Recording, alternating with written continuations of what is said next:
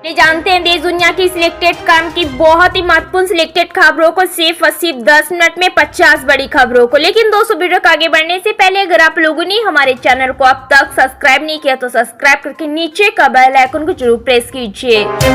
केंद्रीय गृह मंत्री अमित शाह ने इंदौर मध्य प्रदेश के सभी 55 जिलों में पीएम कॉलेज ऑफ एक्सीलेंस का वर्चुअली उद्घाटन किया। उन्होंने कहा, हमारा मकसद युवाओं को सिर्फ कागज की डिग्री देना नहीं, हम युवाओं में स्किल डेवलप करना चाहते हैं। इस दौरान उनके साथ राज्य के मुख्यमंत्री मोहन यादव व अन्य मंत्री भी मौजूद रहे।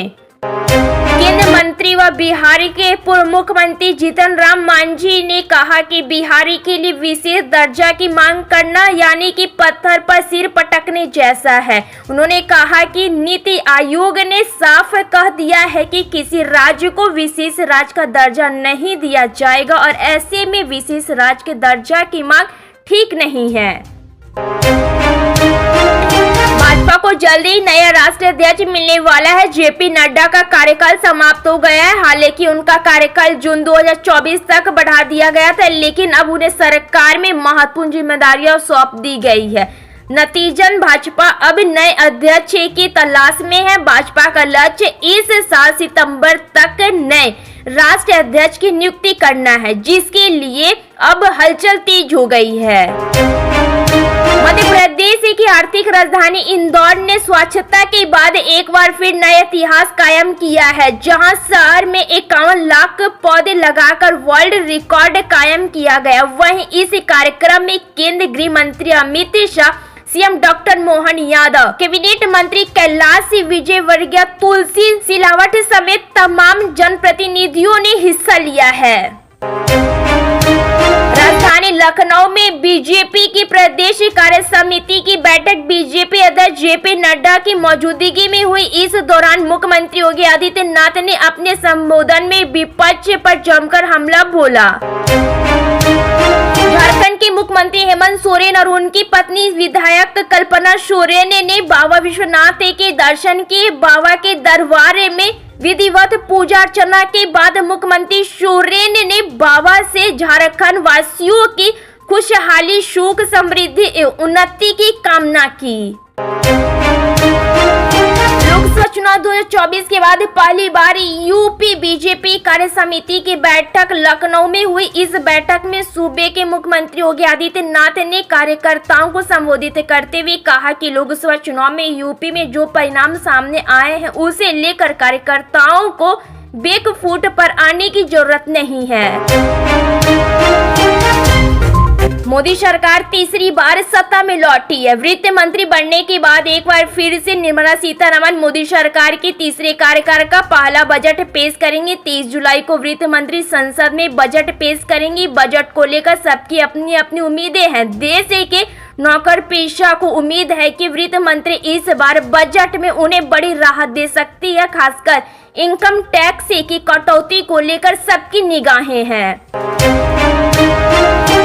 झारखंड विधानसभा चुनाव इस साल के अंत में होने हैं, लेकिन राजनीतिक दल हर गुजरते दिन के साथ नए सियासी समीकरण पेश करने में जुटे हैं। इस कड़ी में केंद्रीय मंत्री और बीजेपी झारखंड प्रभारी शिवराज सिंह चौहान रांची पहुंची और सीटों का गणित समझाने लगे।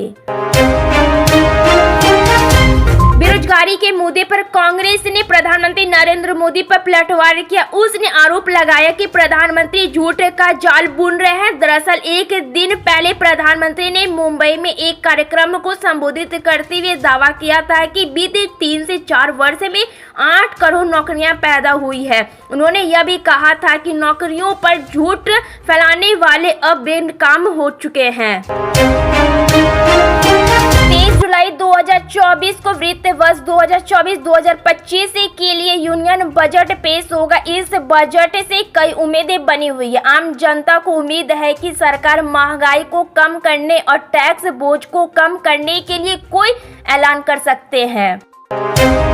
कांग्रेस अध्यक्ष मल्लिकार्जुन खड़गे ने भाजपा आरएसएस पर शिक्षा प्रणाली को नष्ट करने का प्रयास करने का आरोप लगाया और सवाल किया कि राष्ट्रीय भर्ती एजेंसी एनआरए ने 4 वर्ष में कोई परीक्षा क्यों नहीं आयोजित की। उनकी टिप्पणी प्रधानमंत्री नरेंद्र मोदी के उस दावे के बाद आई है जिसमें उन्होंने पिछले 3 से 4 वर्ष में 8 करोड़ नई नौकरियां पैदा करने की बात कही थी।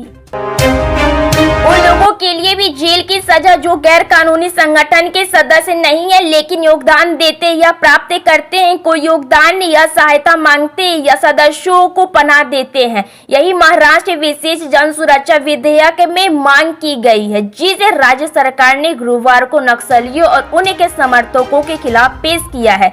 इसके अलावा जो लोग ऐसे समूहों के बैठकों को बढ़ावा देते या बढ़ावा देने में सहायता करते पाए जाए उन्हें भी दंडित किया जाएगा।